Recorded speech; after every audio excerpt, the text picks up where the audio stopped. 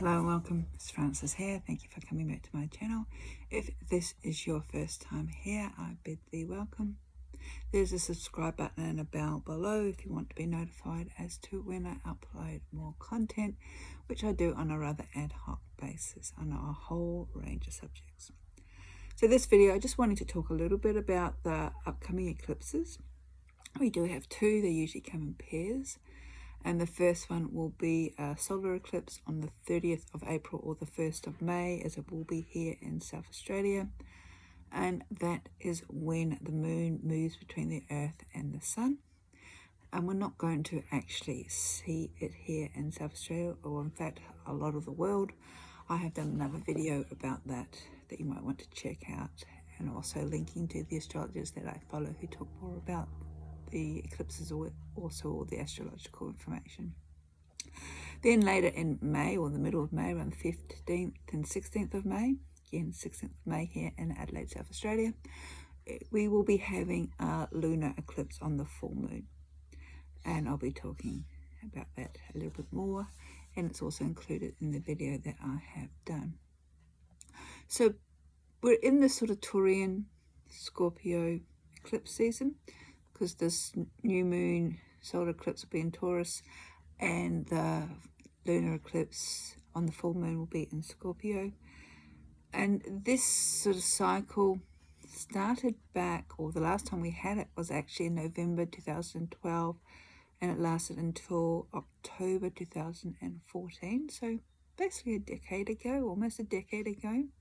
So if you've been sort of tracking, working with the moon, you might want to try and think back as to where you were during the last eclipse cycle, especially on this axis of the Taurian Scorpion axis, and look at things such as, is your life going in the direction that you want it to be going in? And are you also using your willpower and psychic passion for manifesting your dreams into reality? So in the last 10 years, how far have you moved along to achieve what you actually want? Now, it's a bit interesting because I'll talk about this upcoming new moon solar eclipse in a moment, but Scorpio, this is going to be a bit of a shake-up for us in May, because Scorpio is ruled by the warrior planet Mars, and also Pluto, which is the lord of the underworld in Roman mythology. His counterpart is Hades in Greek mythology. And these planets are about transformation, shedding the old skin. Mars is sort of like the warrior, the energetic, sort of getting things done now.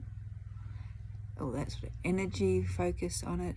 And Pluto is about release, transform, shedding the skin of things that no longer serve us.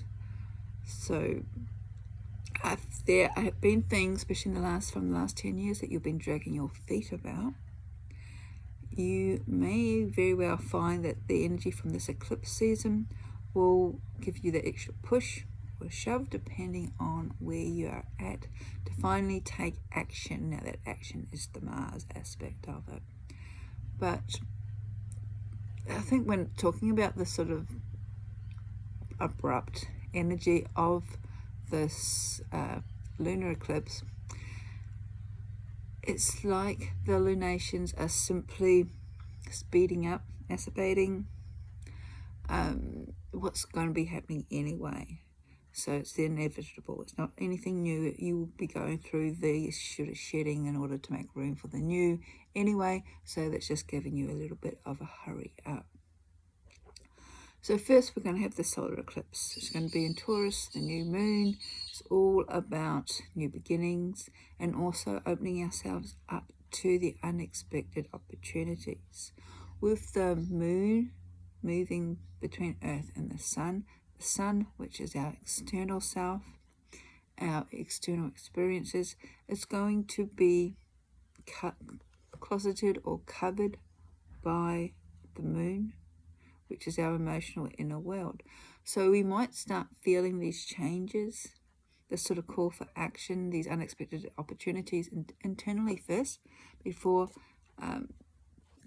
they move externally to affect our relationships with other people and also our surroundings. So that'll be interesting to sort of take a note. We also need to realise and keep in mind that in order to accept these new opportunities into our life, we need to release, let go. We need to be more open to what we've been receiving for the solar eclipse, especially if it's in relation to abundance, and abundance can come in all sorts and manner of things as well. People sort of get really hooked up on the financial aspect, but abundance could be in other forms as well. What I'm finding interesting is this lunar eclipse, because I said it'll be in Scorpio, and lunar eclipses is all about releasing, especially external implications, becoming aware of the influence of other people, because here we have the earth in between the sun and the moon, and it's sort of going to be sort of what they call a red moon, because there'll be a little bit of the sun's rays hitting the moon, so we can have it, see it with a sort of this red tinge on it. So as I said, becoming aware of the influence that others may have over us, and in doing that we may realize that what we see is not exactly in alignment with our own belief systems or how we wish to perceive things. So it's a time again to purge, release, and say goodbye. Now I'm finding this rather interesting because it's happening the week before our election here in Australia. So what's going to be revealed? What's truly going to be revealed as the veils drop a week out from this election.